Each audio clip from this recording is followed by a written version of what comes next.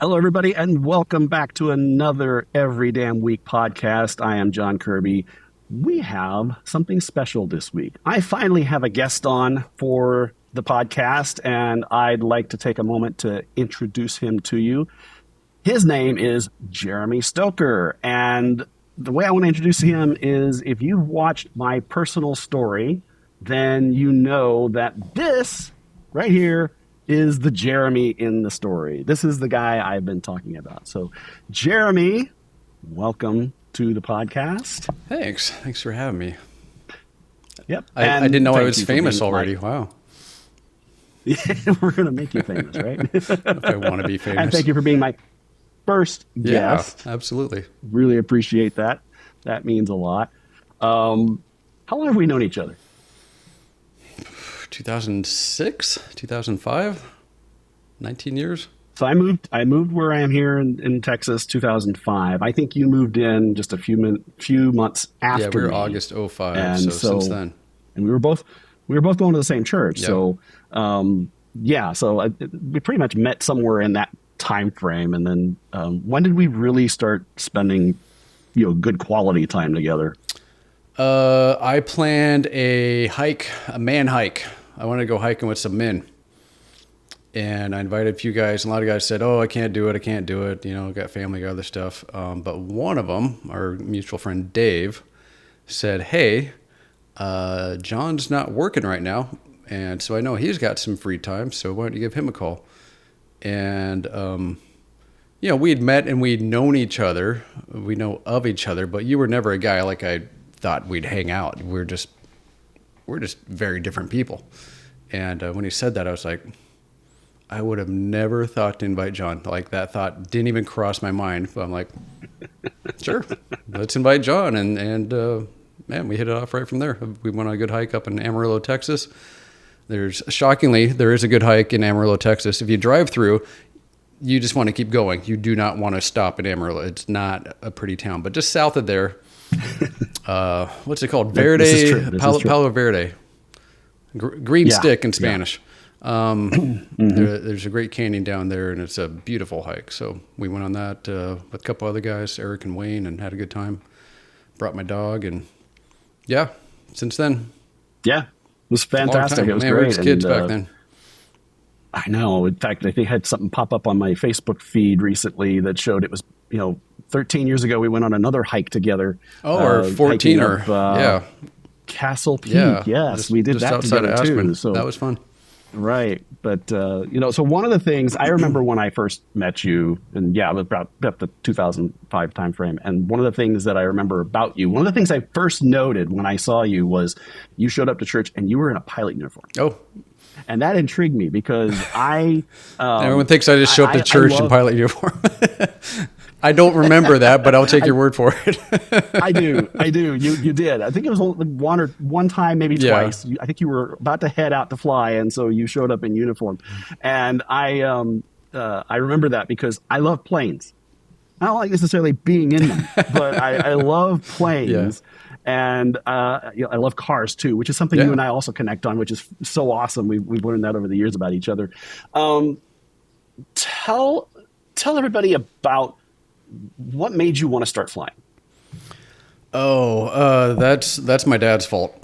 My dad, he was a Korean War veteran in the Air Force, and since he was in the Air Force, he just had a natural interest for airplanes, and that led to lots of airplane discussions in my home and airplane books and air shows. Growing up in Seattle, being around airplanes and people that worked on airplanes, and then Payne Field up in Everett, that's a big Boeing factory as well. They'd host an air show every year.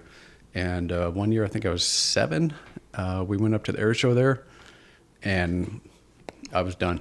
It was like, I've got to fly planes. There were so many different kinds of planes, and I got to meet some of the pilots, and I'm like, these are the coolest guys in the world, and I want to grow up and be one of them. So that's what I did. Okay. So how old were you at that point? 7, yeah. Yeah, I would 7. say Okay. summer of '84. Okay. So when did you fly your first plane? That would be August of 95. I was 18, straight out of high school, went to college down in Prescott, Arizona, Embry-Riddle Aeronautical University. I don't recommend this, but I just applied to the school, got in, and showed up. Never took a tour, never really even looked at other schools. They just took me. I'm like, cool, that's supposedly the best pilot program in possibly the world. Can't believe I got in. And first lesson was, maybe a week, 2 weeks after I showed up there, hopped in a plane. And to be honest, I was terrified. It was That's what I was so going to much ask. What was louder it like? and bumpier, and it's Arizona, and it's August. It was hot, and I get a little bit airsick, and I was like, it was not a good experience. My first flight was terrifying, and but what was cool is if I had done that, say in high school, and I had an out, I may have not done it. I may have been like, oh, that's too scary. But because I was all the way down there in Arizona, enrolled in college, spent all this money away from home, like, well, there's no getting out of it. And then the second flight, all the scariness had gone away. And that's a good life lesson right there for me. Like, just because you didn't like it the first time doesn't mean you won't love it every time after that. And I have loved it every time after that. It was just so new and different. But yeah, second time I went up, I'm like, yeah, I made the right choice and just loved it from there. That's cool. So your first flight was 95. So I know you went on a 2-year mission for your Mm-hmm. church in there somewhere. So you went back after that. When did you graduate Embry-Riddle? My official ceremony was December 2001. I think I was short like 3 credits. I had to wrap up one course the next semester, but I walked. I did the graduation seminary ceremony December 2001. And it was just a couple months after September 11th. So we're all kind of like, Right.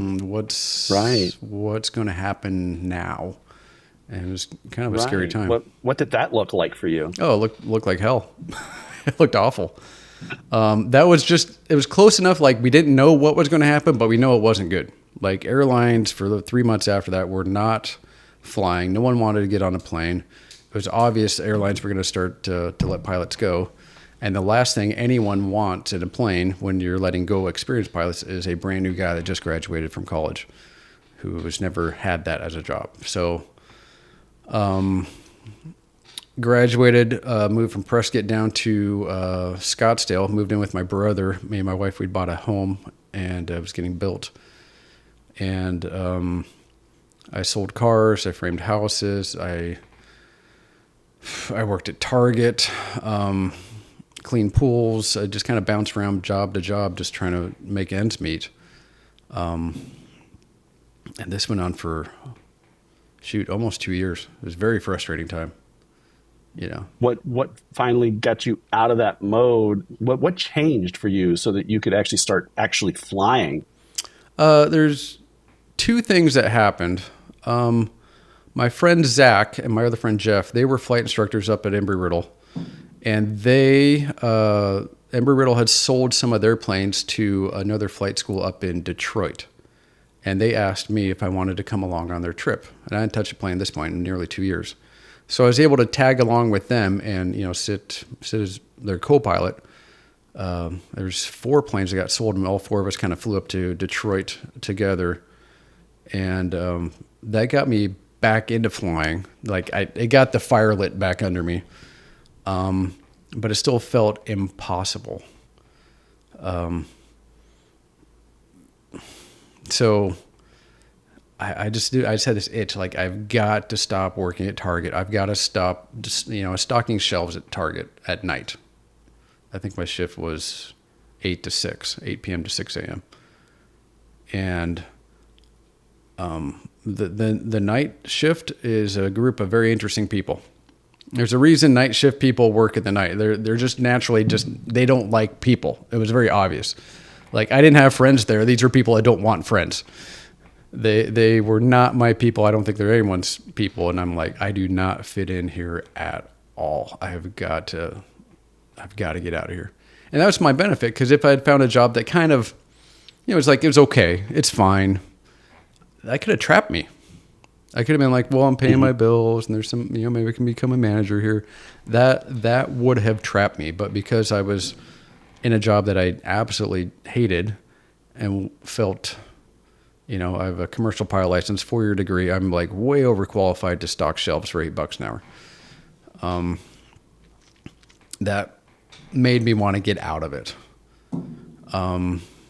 And the thing that really pushed me out of it was, I was watching infomercials one night, and Tony Robbins' Get the Edge program came on. And in this infomercial, it's all a bunch of people who are like, oh, well, I wanted to have my life and it didn't quite work out, but I don't know what to do with my life.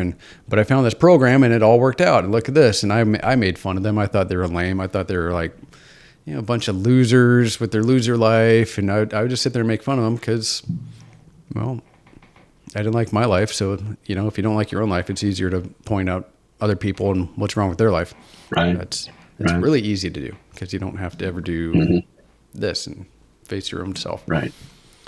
But for some reason I kept watching that infomercial over and over and over again.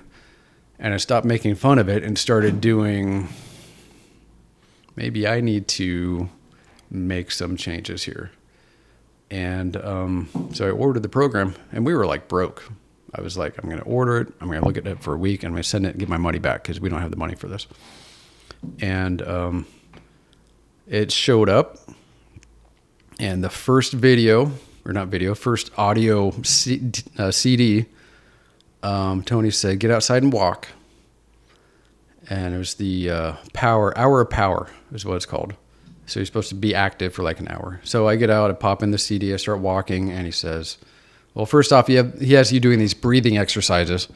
You're tapping your fingers and inhaling through your nose and blowing out through your mouth, and you look weird and you feel weird, and you're like, this isn't, I don't know, why am I doing this? And I felt stupid enough doing that. And then he says, all right, we're going to get grateful. Well, I wasn't grateful for anything at that moment. Just a few months prior, my mom had passed away from cancer. I'm working at Target. I'm $150,000 in debt. My Target paycheck pretty much covers my student loans full-time job.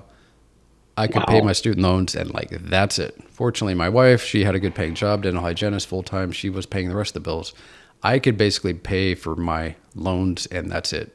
She had to feed me. She had to clothe me. She had to put a house over my head. It was very humiliating, and very grateful and thankful for her, but that's not where I wanted to be at age 26. So I got mad at Tony. He wasn't even there. And I started yelling at Tony Robbins, like, oh, you told me to be grateful. I got nothing. Like, this aberration of Tony Robbins appeared. I started yelling at him in my mind. And I remember I was looking down at the sidewalk because I was sad. And when you're sad, you look down. And I saw my shadow on the sidewalk. And I grew up in Seattle. I'd see my shadow a whole lot. Very cloudy. And so every day in Seattle where the sun came out, like, you were grateful. That was a good day. And I remember that moment of gratitude when the sun came out in Seattle, those moments. And so I said, I'm grateful for the sunshine. Just totally nonchalant, just like, well, at least I'll be grateful for the sunshine. And I think that was the first time I said I was grateful for something in months, if maybe not longer. And it made me reflect on all the other things that I am grateful for, that I've just been overlooking. And the next thing I thought of was my mom. I was bitter that she passed away. I'm 26, I don't even have any kids yet, and my mom's gone. That's not how life is supposed to work. And she didn't go in like a peaceful way in her sleep. It was slow, painful pancreatic cancer. Like, she went out hard. She did not go out peacefully at all. And so I was bitter about that. One of the most beautiful people ever walked the planet, inside and out. And for her to go out that way, I was angry about that. I was bitter about that. But gratitude shifted that bitterness to to energy to move forward. I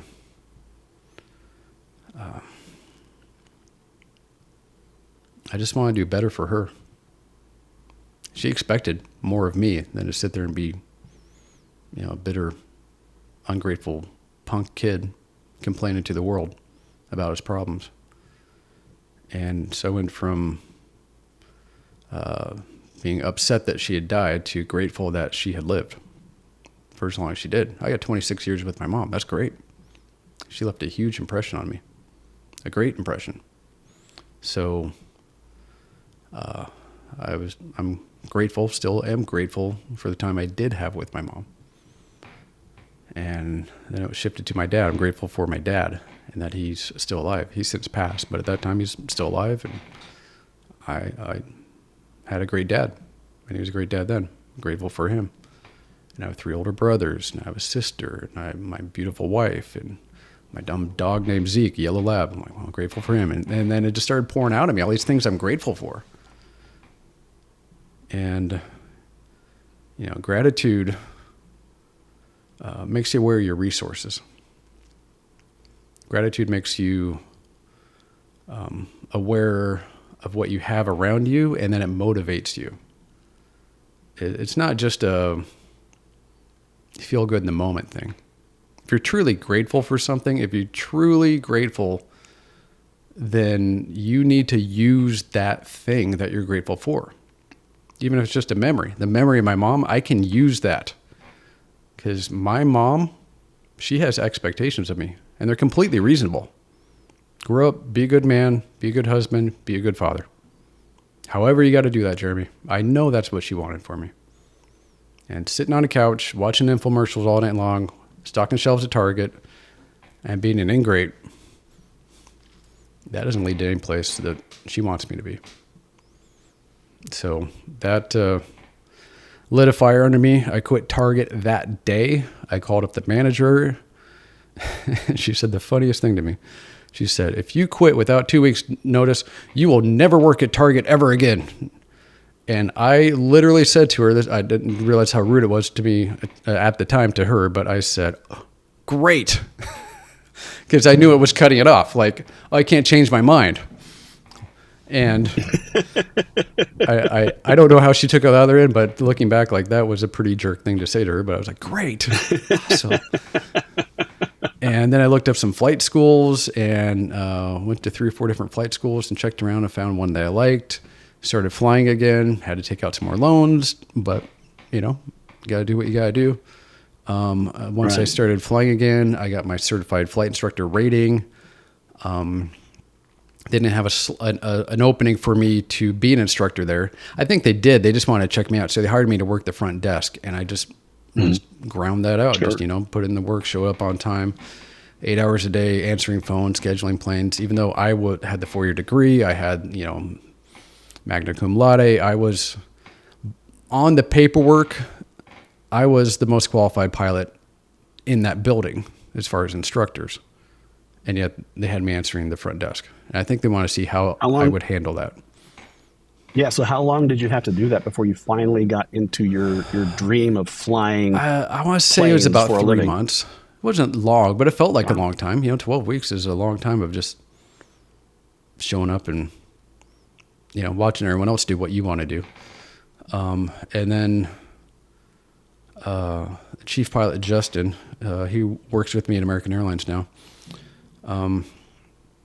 He came up to me one afternoon and he said, hey, John over there, not you, another John, he needs to do a few more touch and goes. John was Justin's student. But I think Justin had something to do the next day. And he said, hey, you want to give him a lesson tomorrow? I was like, yeah, try to play it all cool. Like, yeah, no problem. I can do that. And then when Justin turned around, it was all like, yes. I was just a silent celebration, silent little dance behind his back. And he knew what he was doing. He knew that was a big deal, big step for me. And later that afternoon, I can't remember his name now. It was another J name. J name's really big in the late 70s, early 80s. What was my manager's name? Anyway, I went into the manager. He was chief pilot, Justin, and then I want to say it was Josh. And the guy was managing the whole flight school. Went in his office, and he gave me like a formal interview of, hey, we're going to hire you to be a flight instructor, blah, blah, blah. And I walked out of there with a flight instructor job. That morning, I showed up answering phones, and I walked out that night as a flight instructor. And I was like, all right, I did it. I'm not at Target anymore. I'm doing what I want to do. And it all started with just being grateful. Mm-hmm. Just that one moment of gratitude. Like, it's that Robert Frost, I took the path less traveled. How many of us travel that path of just anger and bitterness? Everyone. We all take that path for a little bit. The path less traveled in humanity is the path of gratitude. And what a great path it is. You experienced an amazing mindset shift that took you from a very unproductive and unsuccessful path where you just kind of were spinning. But then you redirected. Once you shifted your mind, you set a path, and you started making a new plan.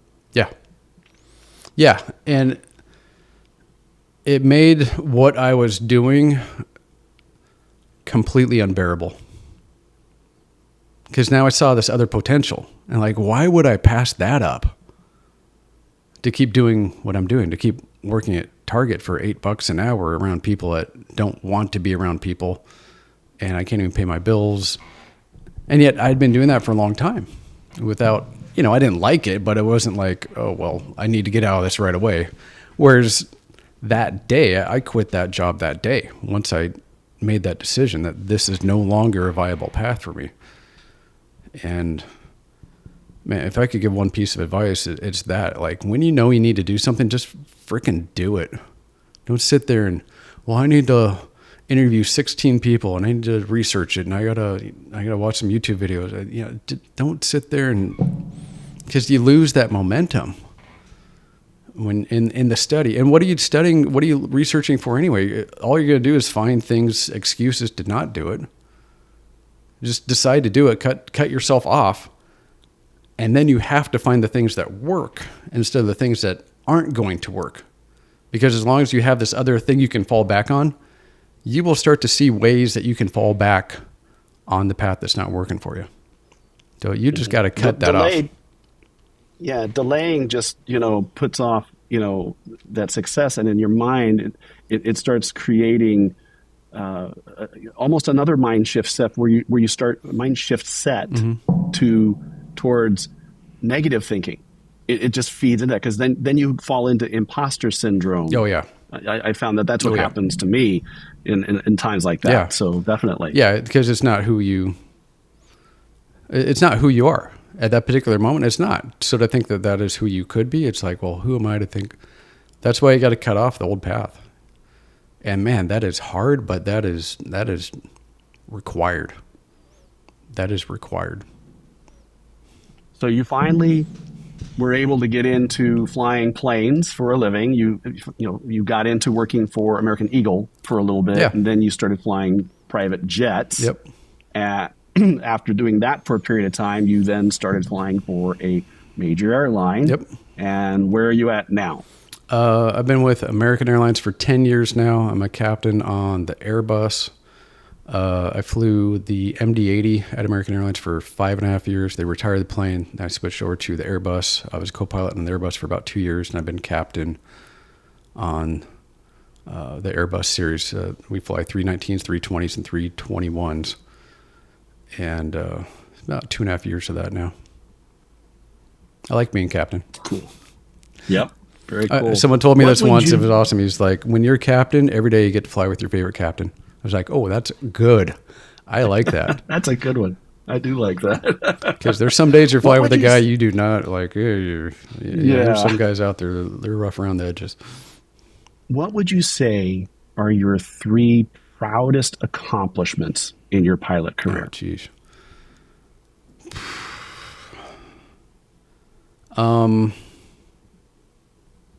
3 proudest accomplishments. That is a great question. That's one I've never thought of. My first proud moment would be probably my first solo. That was October 16th of 1995. I remember that day because it's also my oldest daughter's birthday is October 16th she was 2006. But I was going through my old logbooks. I was like, holy cow, the first time I soloed was on my daughter's birthday. So cool day for us. And just to take a plane up all by yourself for the first time is just the coolest feeling. You know, kind of like, when you hop in a car, you get your driver's license, and then, you drive home with your mom from the DMV, and then she gets out of the car, and then you get to drive by yourself. You're like, I can't believe that Right. this is legal. People are letting me do this. When you solo an airplane, you don't have a license yet. You have a certain amount of hours. I think I had 16 hours of flight training, and you take off, and I did 3 touch and goes. Took off, went to the other end of the runway, landed, took off again, went to the, and then taxied the plane over to my flight instructor, and basically, if you didn't crash and die, like, you passed. So passed that day, and that was a huge moment. Moment 2 would be the day I landed in Madrid, Spain. Flying a private jet, and I got to fly across the ocean. And as a pilot, that's something very few pilots ever do. So to do that what year was that? 2007. So it had been less than 5 years since I was working at Target. I'm flying a plane across an ocean. Like, how crazy is that? I know for a fact there's still people at that particular time that are still stocking shelves at Target. Same people, same Target, stocking the same shelves. And I'm flying a plane across an ocean. That was one of those moments when I was like, look at me, Mom. She'd been gone for a while, but I'm like, hey, she's looking down on me. Like, check this out. This is what your son's doing nowadays. Flying planes across oceans. And so that was a big moment. And then probably my first flight as a captain with American Airlines, because American Airlines was always a dream of mine. We have a family friend. His name's Eric Taylor. I think he's about to retire from American Airlines. But when he got hired, he stopped by our house and was stopping by to say hi to the family. And he's like, yeah, I just got hired with American Airlines, just left the Air Force. And he was talking about why American Airlines was his pick, and he got hired by them. And I want to say I was 10 years old then. I was like, okay, good enough for him, good enough for me. And then as I grew up and got older and watching all the airlines, I'm still like, yeah, American Airlines. Then I went on my church mission down to Argentina. American Airlines is known for South American routes. So I'm like, cool. Served a mission in Argentina. I speak Spanish. They do a lot of Latin flying. And so the older I got, the more of a fit it became. So when the opportunity came to get on with American Airlines, I did not pass it up. Their very first job fair that they'd had in probably 10, 12 years.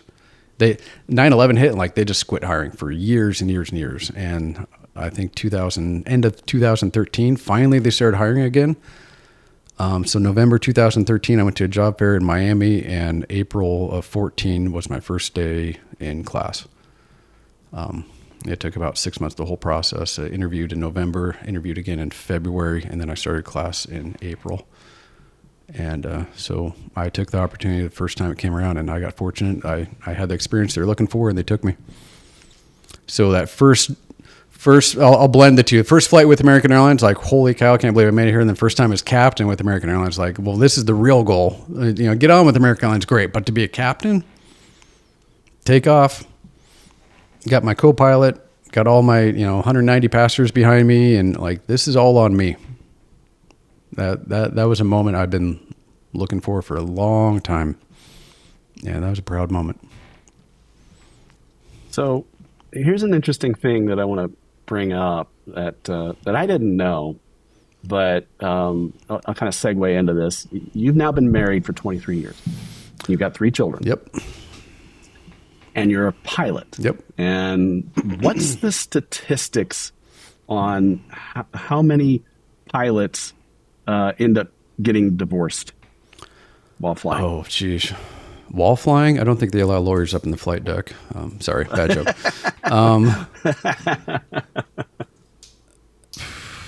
Honestly, I've never looked it up, but just anecdotally from my own, I probably didn't say that I'll forgive yeah. you. I'll say it like a pilot. Anecdotally. You know, we'll just mumble in it. So I do my announcements. It's got to be close to 70% of the guys I fly with have a failed marriage. You know, some of them remarried and they're happy and everything's worked out, but I would say 70% of the guys I fly with have been divorced. And, you know, national average is like upper 40s. So you're already fighting that battle, just without the travel, without all the other stuff that's going on. You know, pilots were type A guys, and we're in charge, and we make big decisions. We're constantly solving problems, and then we come home and we're like, okay, I'm going to make big decisions, and I'm going to solve these problems. And you know, their poor wife's like, I've been doing this without you for days, and look, the house is still standing. I didn't need you then. I don't need you now. Don't need you coming in to boss me around. You're not my captain. And you know, it's really easy. You know, I have to catch myself from doing that. So it makes a lot of sense to me why the divorce rate is really high if you can't get that balance right. Yeah, the question that kind of leads me into is, how do you maintain the balance and maintain that success as a husband and as a dad on top of that? Well, first off, you know, credit goes to Adrian. 100%. And Adrian's your wife. Yes. My wife, Adrian. Mentioned that before. Yes, my wife, Adrian, gets 90% of the credit. Because there have been days I've come home and done that to her. There have been days I've not been nice. There have been days when I'm like, I can't believe we're doing this. And you know, days when I've come home after a rough trip. You know, I just came home off a rough trip yesterday. 3 days of constant delays and thunderstorms and planes breaking, and you know, getting to the hotel 2 a.m. and you know, you come home just exhausted, and then you come home and the house isn't exactly how you think it's supposed to be. You know, you set up this unreasonable expectation, and that's one thing I've learned is, look, I've had a rough few days. She's allowed to have a rough few days too. If I come home and the house isn't how I imagined it should be, well, I just came off a trip that I didn't imagine how it should be either. And I got through that, and, you know, I got to have some grace for her, for whatever's going on that I think, oh, well, this should have been done, or that bill hasn't been paid yet, or the kid's house, you know, they left the house a mess, or whatever it is. So pick a good partner, have a lot of grace for her and the kids when things aren't as I imagine they should be, and then quit imagining this utopia of how things were supposed to be and how they're supposed to be. Things are great. You know, even a bad day at our house is still a great day. It could have been a whole lot worse. Things could have been a whole lot worse. Everyone's happy, everyone's healthy. Sometimes we're not happy, but we're healthy, right? Oh, well, let's be grateful for that. And then step in and help instead of take command.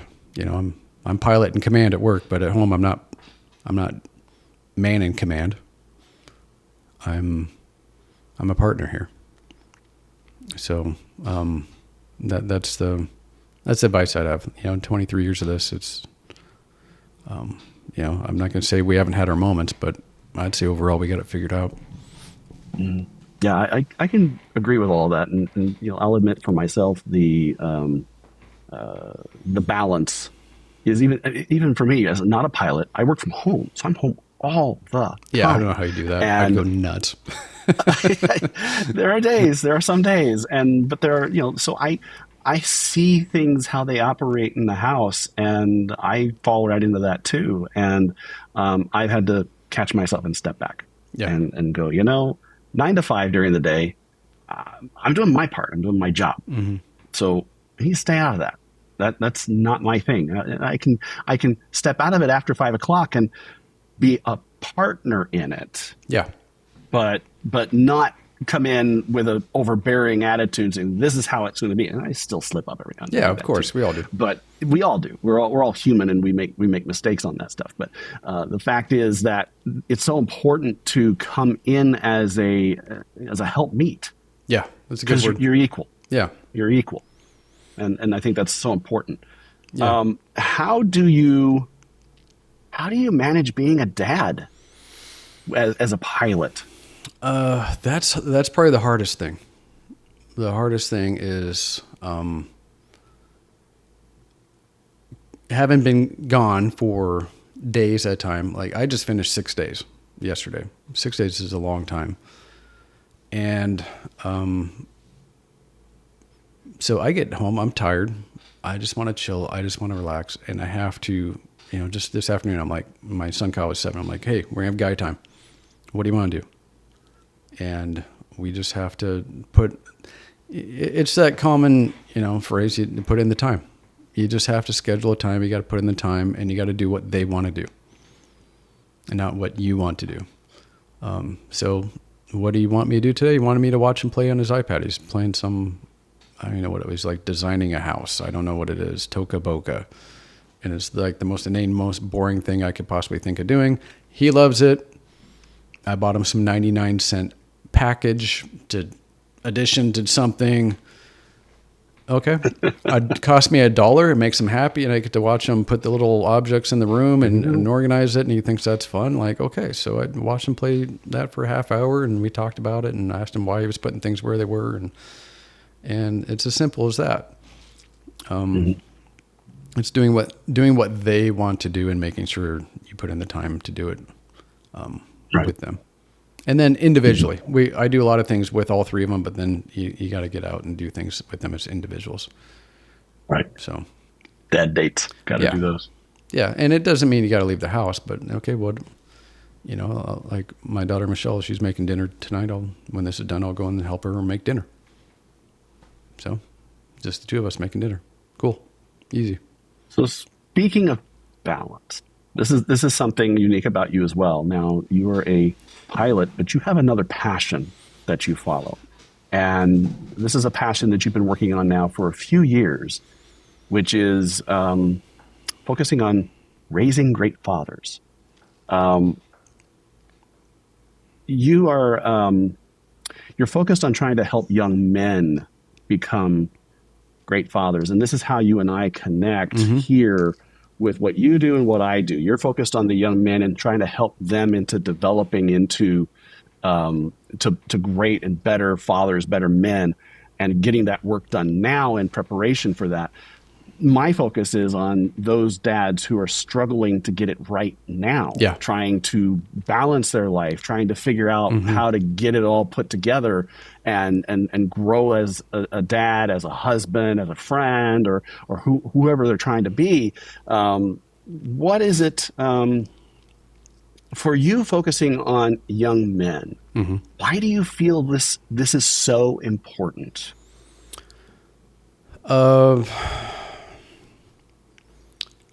It goes back to that first air show with my dad, age 7, summer of 1984, Everett, Washington, when I went, that's what I want to do. Now, I know most boys and girls don't have that moment. It's a slow progression of what do I want to do? Who do I want to be? How do I want to grow up? It's a long process. And, some people never figure that out. But to have that clarity of like, okay, this is what I want to do. But then it didn't just happen. I had all these obstacles and all these struggles and all this doubt and all these problems I had to figure out along the way. So when I see young men struggling and trying to figure out who they want to become and how they want to do it, and I'm like, I remember that.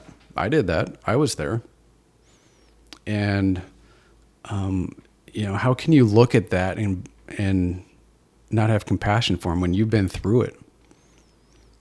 So I reached a point, with my career and with my family and getting all the right balance where I'm like, hey, I'm doing it. Dream career, making more money than I ever thought I'd make in my life. Beautiful wife, married over 20 years, 3 great kids. And I mean, I got great kids. Anyone who meets my kids are like, those are great kids. Like, They are. we don't They're have any awesome issues. kids. I love them to I death. mean, they're just Yeah. super chill. I got 2 teenage girls. Who says that about teenage girls? I got 2 teenage girls, low drama. And I'm like, hey, we got some stuff figured out here. We're still figuring out a lot of stuff. But I just hit me where I'm like, I'm doing some stuff right. I got to share that. And it's funny you bring this up. Just today, I was meeting with a 15-year-old boy. His name's Leighton. First time we met was today. And we were talking about growing up and becoming a great father. And he had the perfect analogy. I'm like, oh, I wish I had thought of this, dude. Like, I'm stealing this from you, 15-year-old wisdom. Like, wow. And Leighton plays football on the high school football team. And he's like, well, no one that grows up and then plays in the pros gets started when they're like 20, 25. They get started when they're like little boys and, you know, they're 6, 7, 8 years old on the Pee Wee League. And then they're playing in middle school, and then they're playing in high school, then they get in college, and then that's how they become great football players. And if I want to be a great dad, well, I need to get started learning how to do that now. I can't wait till I'm 25, 30, and then to go, well, how do I become a dad? I need to start figuring that out now. I'm like, oh, Leighton, thank you. Thank you. Nailed it. Nailed it. You want to be a great dad? Get started when you're 15, not 35. I'm not saying you can't turn around, you know, John, that's what you're doing. But why do you think you're going to be successful, or it's not successful? That's not the right word, but it's going to be easy at 35 when you've put in no work in learning how to do this. You think you're going to have a kid and they're like, oh, well, I got to figure it out. But at age 15, if you're already thinking about it, well, what kind of college am I going to go to now? What kind of grades am I going to get in high school now to get into that college? What kind of career field do I want to have that's going to provide? They're probably not going to get some, you know, underwater basket weaving master's degree program that doesn't have any career future. They're going to be like, whoa, what is actually going to provide for my family? Who am I going to attract? What kind of women do I want to attract into my life? Because I have to select one of them to be a mother of my children. And it starts to eliminate a lot of the problems that are hurting men now in their 30s and 40s.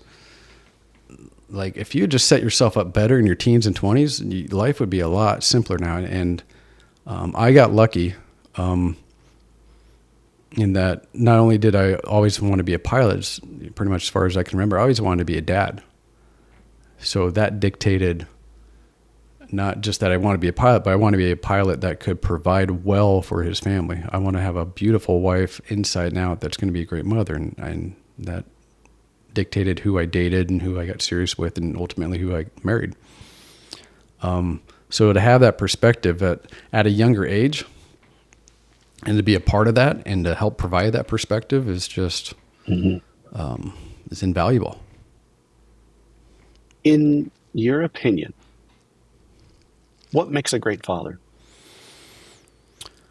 Ooh,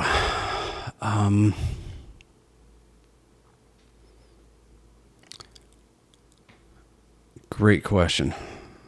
I struggle to answer that only because it's so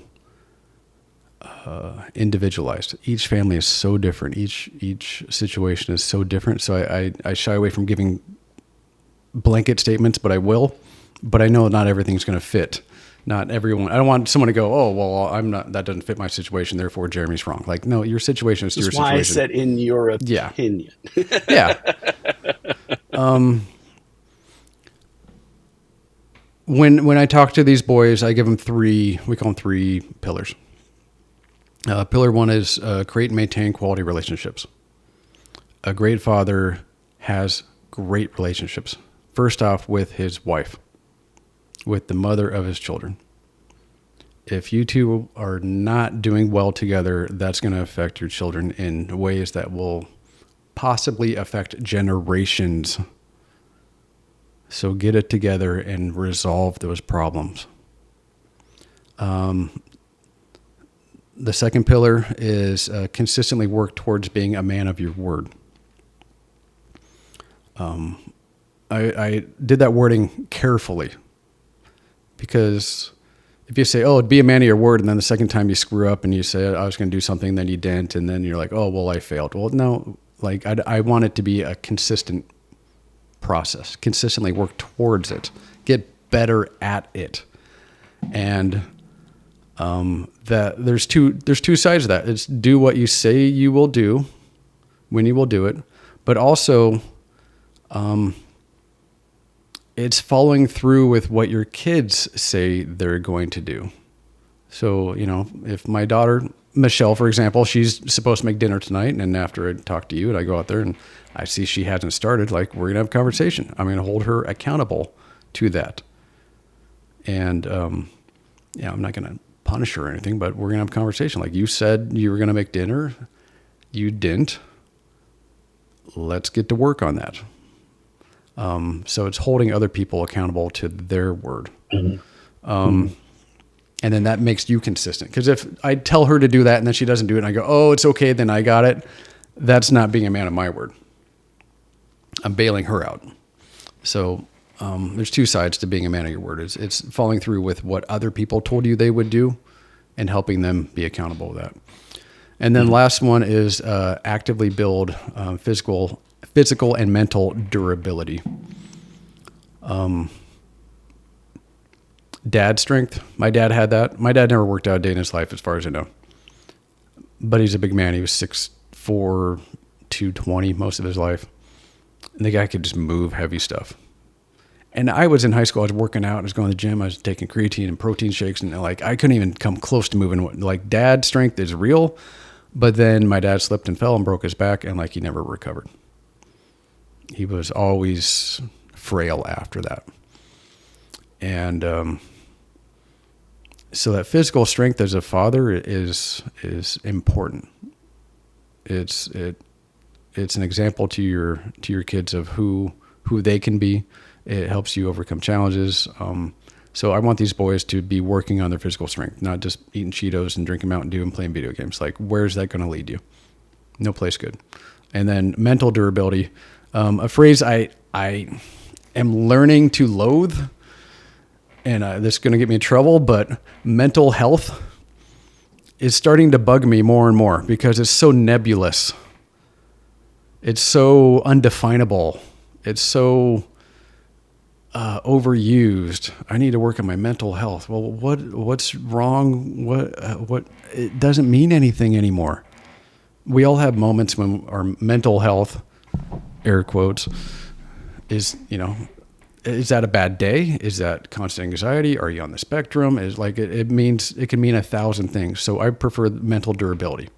Where are you starting? How do you get more durable? I don't care if you're on the spectrum. I work with some boys that are autistic. Okay, their mental durability is down here. Fine. How do we get up to here? Then how do we get up to here? But if I say you need to work on your mental health, it's like, that's an endless goal. It never ends. They have a bad day. Oh, I'm not mentally healthy. Yeah, well, he had a bad day. So mental durability is something I work with our boys. It's interesting you mentioned that. I recently listened to Simon Sinek talk about this. Oh, really? He too agrees about the whole mental health thing. Really? He does not like that term. He prefers. I did not know that. I did not rip him off. I'm not trying to be Simon Sinek here. No, Honestly, I did not know that. Because he puts it in a different way. He talks about mental fitness. Oh, okay. And I like that a lot because fitness, if you think physical fitness, that's you're easy. Focused on being fit. Mm-hmm. That's the whole focus. You're trying to be the best you can physically. I look at that the same way with mental fitness. You want to be in the best mental shape. Yeah.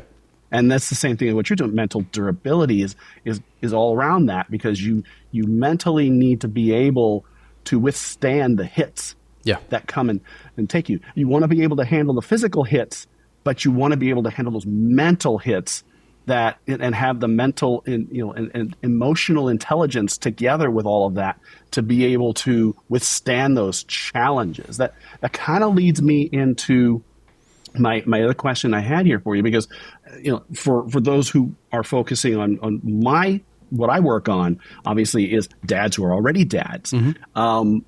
What do you think today?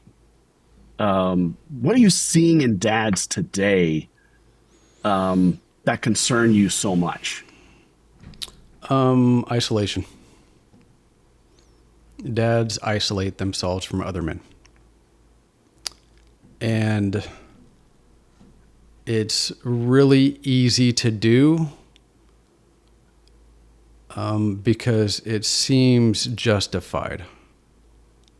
It's like, well, I work and then I got my wife, I got my kids, and I got to pay attention to them. And, my kids need time. We were just talking about that. I got to spend time with my kids. I got to take some of the load off my wife, when I'm home. So she gets to recharge and face the next 3-4 days when I'm gone out of the house. It's really easy to justify isolating yourself around your family. And family fills a lot of needs. It does. So I think most men would be like, no, I'm fine. I don't need other men in my life. I'm doing fine with just my family. And my answer to that is you're not. You're not. You are setting yourself up for some problems down the road. There are relationships you can have. There are people in your life that you are going to need. Maybe you don't need them right now, but when you need them, you can't wait until you have the problem and then find the relationship.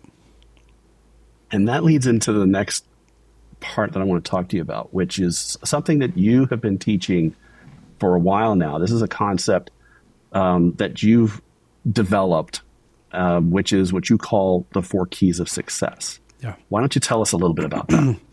Yeah, it's the first thing I teach the boys. The 4 keys of success, I took them right out of my pilot training.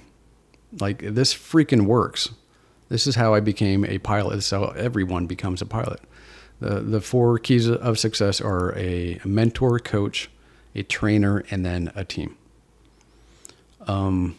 So I had many great pilots, both men and women in my life, who were mentors, people that were leaps and bounds ahead of me that I wanted to emulate. I wanted to be like them. I want to be like that guy. And then I'd see other pilots. I'm like, well, I don't want to be like that. That guy's a jerk. That guy's hard to be around. That guy doesn't listen to his co-pilot.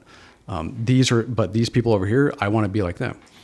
That doesn't mean we sat down and had long conversations, but I could pull out techniques or personality traits. I'm like, I want to be like those guys when I become captain of a plane, when I'm handling an emergency, when I have problems going on, when I got to divert and, running out of fuel and things get stressful, and, how did they handle that versus how did other guys handle it? So mentors are a key. You have to have someone ahead of you in life. And usually that's age. It doesn't have to be. But generally it's, someone a generation ahead of you that you can lean on and say, ask them questions. How did you handle this? And it doesn't mean you have to do it the exact same way, but at least they have some feedback and they can say, hey, this was my path. And you can go, okay, I can pick a path similar to that. The second one is a coach. I'm a coach to these young men. That just means I hold them accountable. Bill Belichick never told Tom Brady how to throw a football. And yet they won, 6 Super Bowls together? Mm-hmm, mm-hmm. He held him accountable for how he threw the football and when and where to. He held him accountable. That's what a coach does. It's just accountability.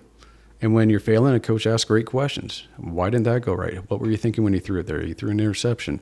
That worked really good. That guy was open. How do you look off the safety, and how do we emulate that again? That's what coaches do. So with my boys, I'm like, hey, that's working for you. You got an A in this class, but you're going to C in this class. What are you doing differently in these 2 classes? And we talk about that. So a coach is someone that's going to hold you accountable, and not in a mean way. A lot of coaches we think mean. I got yelled at a lot by my coaches. It's not. When we're talking life coaching, don't find a mean one. Find a guy that's just going to hold you accountable and support you. You don't need anyone to yell at you. Training. Bill Belichick never taught Tom Brady how to throw a football, but somebody did. Someone trained him specifically how to move your feet, your footwork, roll your shoulder a certain way, hold the football a certain way. how to throw it off balance, how to throw it, when the fingers aren't directly on the laces and you got to do a quick read. Someone taught him how to do that, very specific things. And that's something we, as dads, we quit doing. It's really easy for us to go, oh, I got it all figured out. My life's going fine. No, if you want physical durability, you need to hire a fitness trainer, someone that has a program and techniques that can teach you. I was talking to a guy, bumped into a guy from my church a couple weeks ago, and he's probably 15, 17 years younger than me, and I'm in a lot better shape than him. Not that I'm in great shape, but he's just starting out. New gym opened up nearby, and he's just starting out. And he asked me, he's like, what do you do to stay in shape? And instead of telling him, well, I do this and this and this and this, I said, get a trainer. And he's like, oh, I don't know. I just got a new baby and it's expensive. And I'm like, well, one, it's not as expensive as you think. And two, once a trainer teaches you how to do something, you get to keep that forever. I've hired probably 12 trainers over my entire life. That's 12 people have taught me how to work out. I don't have a trainer right now, but that knowledge never goes away. I know exactly how to work out because I've had people put me in courses and techniques and programs. I can confirm that because I did as you know, I did a trainer almost 5 years ago. I think is when I started with a trainer, and I was with a trainer for a good 6 to 9 months. Yeah, and you were with Blake maybe almost a time. year. Yeah, and to this day, everything I learned from that coach, Trainer. I still apply. Not coach, trainer. I'm sorry, trainer. Thank you. From that trainer, I apply and I remember, especially for example, one of the things I remember the most is the incline press, how he showed me how to do that and to treat it like almost a guillotine. I remember that every single protects time. your shoulders. Whereas if you didn't have that, you could be screwing up your shoulders right now and getting rotator cuff surgery. And you're like, oh, but a trainer is too expensive. Well, how much is rotator cuff surgery? And you know me, I was always blowing out my shoulders before that. Yep. Yeah. So I haven't blown out my shoulders since because I remember everything that trainer taught. Yeah. So training is super important. So when I work with these boys, we train them as well. We train them how to set up a schedule, how to set up routines and habits, how to overcome difficulties, all these things that we need to do as adults. So let's start training them as teenagers instead of waiting until they're adults. And then they got 30 more responsibilities and then they're trying to figure it out. No, let's just train them now. And then when those responsibilities start to stack up, it's easy to just shove them in here. But we got a system, we got a program that it makes sense. It's easy. And then last one was team. I never went through pilot training without a team. At least one other person. Generally, you're in a ground school with multiple people, 8, 10, 12 people, and you're all starting class the same day, finishing class the same day. So after class, we'd sit down and we'd go over what we learned and we'd ask each other questions, and someone would know something a little bit more than the other person. It's that common phrase, no one in the room is as smart as everybody in the room. So why not work with everybody in the room? Instead of going home and going, well, I'm just going to study by myself and figure it out. No, go work with the smartest people. And that's everybody. Get the people that were in the room, work with them, and we'd ask each other questions and we'd have answers for those questions. And then the next day when we went to class, it was easy. When we got in the simulator, you paired up with another pilot. Sometimes a lot of the training I did there was 2 co-pilots. There was no captain getting trained. It was both of us being co-pilots. So we didn't have anyone else to lean on. We didn't have that more experienced pilot in there. We were both being trained. Now, one of us as a co-pilot, we'd pretend to be the captain, but it's hard to pretend to be the captain because you're just learning how to fly this plane anyway, but you're trying to fumble your way through it and you're kind of learning how to do that. And then you're learning your co-pilot tasks, which are very different than a captain's tasks. And so when you get out of that training, well, that guy's your teammate, or that girl, that lady, she is your teammate. And she went through it with you. He went through it with you. So having that other person there is, again, they're in the fight with you. And they want to win with you. So what a great person to have on your side. And that's something that, I talk to the boys about, but also something dads need. Dads need other dads. So when they go through that moment, when he's having a problem with his kids, when he's having a problem at work, when he's having a fight with his wife, he has someone else to go to. But too many men are isolating themselves. And then, honestly, I think a lot of divorces would be prevented if men had friends. If they I could agree. have that perspective of someone else going, hey, you're acting like an idiot. You need to just chill. This is not that big of a deal. Do this instead of that. Stop picking the fight. Stop nitpicking. But no one tells them that, so they keep doing it until it gets to the point. I've seen this. I've had friends get divorces till I see them dig a hole, and then they're like, oh, crap. It's gone too far. And then they can't recover. They just can't recover. And if someone could have stopped them up here instead of digging that hole down here, I don't know if the marriages would have been saved, but maybe, possibly. Can someone be successful without one or more of these keys? I think someone can. I don't know why you'd want to try. If it's there, if we know these keys, if we know what mentors, coaches, training, and team do, then why, can a one-legged man win a sprint race? Maybe. If he's racing really slow people, why do that to yourself? Take advantage of everything. So I'm sure there's people have been like, well, I haven't been on a team, or I've never had a mentor, and I'm killing it. I'm doing great. Well, good for you, but maybe you could have got there quicker, or maybe the success you have now could be even further and higher if you'd had a mentor, coach, trainer, and team. Let's look at it from another perspective now. Let's say you have people in each of these roles. How do you know, or what do you need to do to recognize when, let's say, a mentor no longer the right person, and you may need to change that person up? What are things to look for that can help you in identifying that? If that mentor isn't consistent with your values, if you start to question their values as a human being, for example, you have someone that you love in your life and he's a great man and he's got this great marriage, and then you find out he's having an affair. Okay. Not a good mentor. Not a guy you should be like, that's an extreme example. But if you find yourself just disagreeing with them more and more, yeah, it's time to find someone else. And that's fine. What gets you here doesn't get you there all the time. And there doesn't have to be any guilt about it, but I got up to here with this guy, and maybe that's as far as he got himself. So you don't know, he can't help you beyond that. Someone that makes $1 million a year is great until you make $1 million a year, and then, you want to make 10, 20, 30. It's probably time to find someone that makes 100 and let them mentor you. The guy that makes $1 million a year is going to have a hard time mentoring someone that wants to make 30 million a year.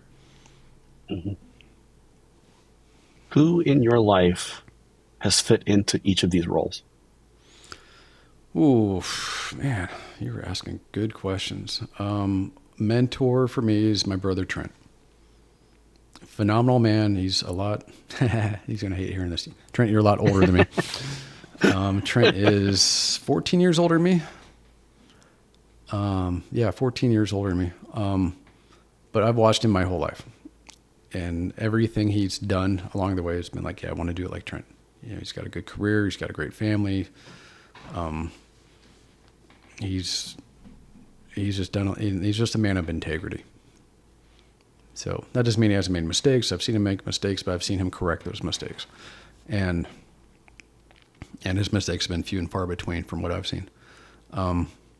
But yeah, my brother Trent is a great mentor. And the cool thing about Trent is he's also, we age together. So he's got grandkids. I don't. So cool. Yeah, he's a great grandpa. I want to be a great grandpa someday. When he was a new father, I was, in my early teens, and I was watching how he was an early father. I'm like, cool. I want to be like that. So, that's a good mentor right there. One coach that comes to mind for me, his name is Mike. He was at FlexJet with me. He held me accountable to just higher standards than I'd ever been flying before.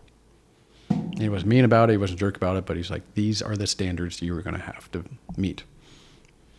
And I wanted to meet them. I wasn't unreasonable. Like that's a good coach right there. It's like he challenges you to do something that you want to do.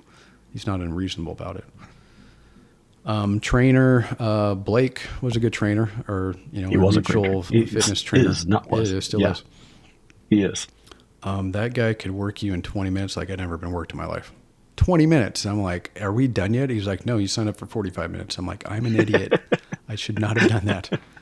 Yeah, I can relate. Yes, I've experienced that. He wasn't a jerk about it, but man, the details he would find, just twist your wrist a little bit and move your elbow, and the fine details, like that's a perfect trainer right there. He gets into the details.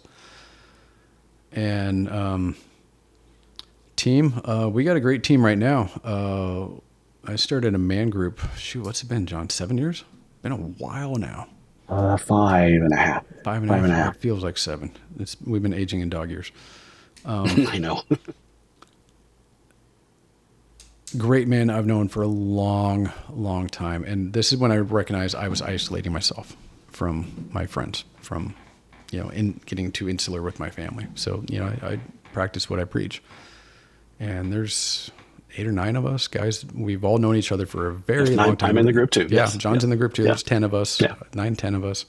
I think so. Yeah. And we talk once a month, and we text each other almost every other day, and share wins and share problems. And in those 5.5 years, there's been children that have had struggles, and several parents have died.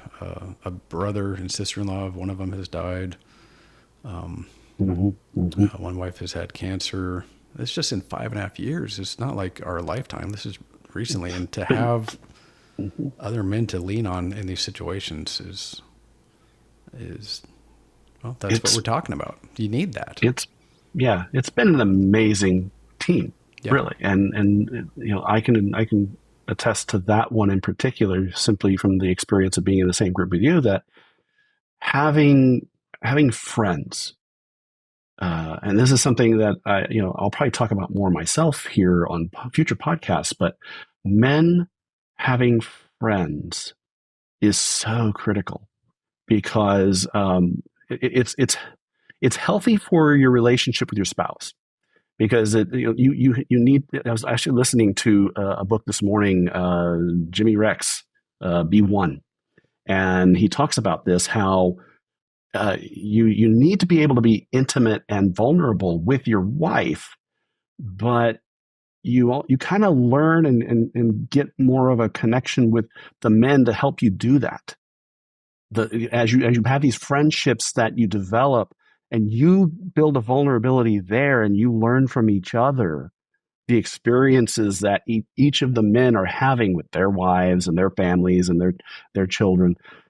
It helps you. You learn from the experiences. It's a shared environment where everybody's growing together and learning, this person went through this, and this is their lessons learned. Yeah. And the team is so critical. I can vouch that the team was critical for me becoming the person I am today. Yeah. And that was a huge gift, having the friendships that I needed at the time. Yeah, I mean, you're one of the ones that lost a parent in the last 5.5 years. Yeah. So. Yeah, definitely. And you're not the only one. So. No, we've all had, several of us have had that. So, yeah. And so to have another person who's just lost his father, and then someone else loses their mom, it's like, hey, buddy, been there. And I've lost both my parents, so I completely relate. Yeah. Like, hey, I remember it. I empathize. That first week sucks. It gets better after that. Yeah. That first week is so rough. Yeah. All right, so let's lighten it up and finish up. So I got some fun, interesting questions I want to ask you. I don't think I've ever asked you these, so I'm going to be very curious to know what you say and what you think here. If you could have dinner with any three people, dead or alive, who would they be and why? Any three people, dead or alive, well, Jesus Christ would be one. Man of faith, Christian, member of the Church of Jesus Christ of Latter-day Saints. Like, I'm always shocked when people don't give that answer. It feels like people are like, well, I can't say that. I'm like, well, I'm going to say it. You know, if you say dead or alive, yeah, that's top of my list right there. Top of my list. Mm-hmm. Mm-hmm. Who wouldn't want a Two hug more. from that guy? Oh, yeah. Man, best hug in the world. Mm-hmm. So I'll take that dinner all day, every day. My dad would be another one, and my mom would be another one. They've been gone a long time. 2003 for my mom, 2008 for my dad. So yeah, I just didn't appreciate the dinners I had with them at the time. So that'd be one I'd definitely revel and appreciate, and curious to see what they're up to these days. Catch up. Yeah, interesting. That would be interesting. Um, if you could go back and give your younger self one piece of advice, what would it be? It's going to be okay. Whatever you're going through, it's going to be okay. There's been so many times when I stressed out and worried and wondered how things were going to turn out, and it was okay. That's even when my mom died, which was a slow slide through cancer, and then when my dad died, which was a shocking, hey, dad just died, like in his sleep overnight. Didn't see that one coming. Shocking moment. And it's going to be okay.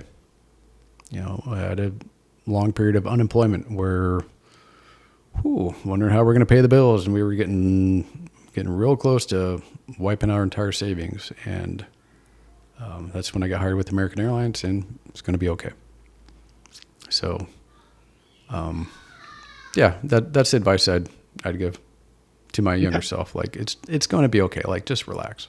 That's honestly what I tell myself now when I'm going through something. Like, I do it I don't too. know how we're going to do it. I don't know what's going to happen. I don't understand how the other side is going to occur, but it's going to. We're going to be okay. Yep. Yep. What does happiness mean to you? Happiness mean to me? Like, how do I define it? However you want to spin that.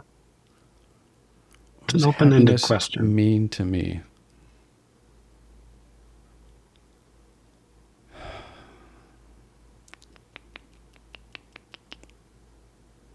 I don't know. I don't really think about trying to be happy. I try to be fulfilled. Happy is too fleeting. You know, your favorite football team wins. You're like, yeah, it's great. You're happy. Next morning, it's like, it didn't really change anything. But in that moment, like, yeah, you know, I've acted like a lunatic when my team has won. You've seen Yes, it. there's video evidence of this too. Yes, there is. Yes, there is. I did not know my daughter was recording that. That's happiness. But that's fleeting. I'd rather be fulfilled, which means I have sustainable things in my life, things that support and sustain me through good times and bad things. And you know, when things are going bad, I can lean on these things. When things are going good, I get to do these good things with these good people or because of these good things. So I work on fulfillment over happiness. Last question. What's a fun fact about you that many people don't know? Oh, I don't know if it's fun. It's interesting. I've had probably 130 stitches in my life. Wow. So fun. No, that's not fun, but that is interesting. I'll take that. That's most people. I don't think have had that many stitches. I got torn up by a German Shepherd when I was 10. Shredded both arms, multiple surgeries to repair all the damage. fallen down multiple times as a small child, got stitches in my forehead and in my lip. And then I've had a back surgery where they had to stitch up both my abdomen. They went through my stomach to get to my spine. And then they also had to flip me over and put some screws in my back. So, yeah, just had a lot of stitches and a few operations in my life. And I think looking at me, you wouldn't realize that I've had quite as many health challenges as I've had because I work on my physical durability. And that back surgery is almost 5 years ago. That's the amazing September, thing. Yeah. It's been phenomenal. Early September. Life changing. Best decision I've made. Physically was definitely. to go under the knife and knowing it was going to set me back, but then come back stronger.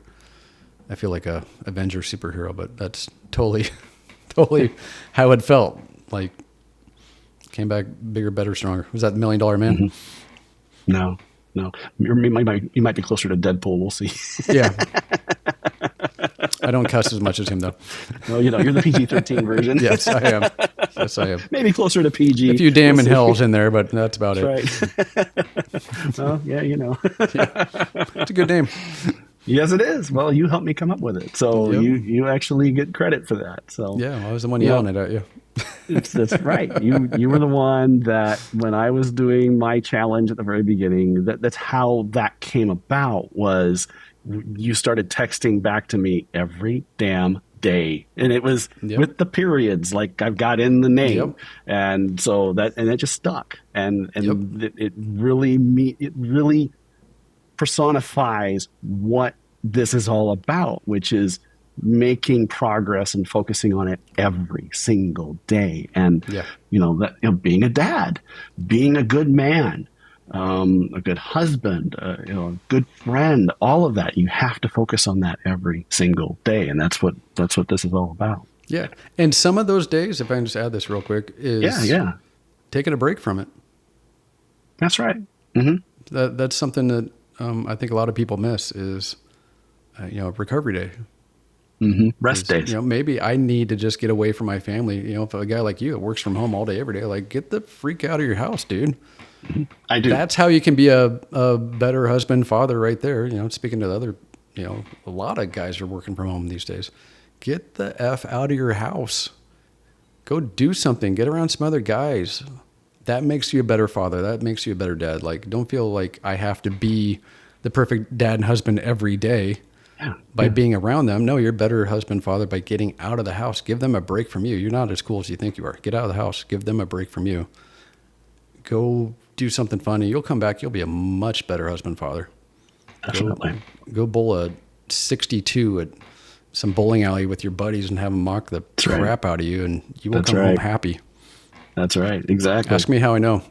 Yep. I think I was there. It was atrocious. What happened? I'm usually 120, but that one day I was like a 62. I don't know what's going on. It was embarrassing. You and I were doing pretty good there at the beginning, and then both of us kind of after a while. Yep. Got cocky. Yeah.